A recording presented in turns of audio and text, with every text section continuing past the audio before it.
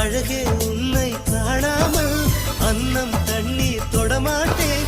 ஆகாயத்தின் மறுபக்கம் சென்றால் கூட விடமாட்டேன். உன்னை காணும் முன்னே கடவுள் வந்தாலும் கடவுளை தொழ மாட்டேன்.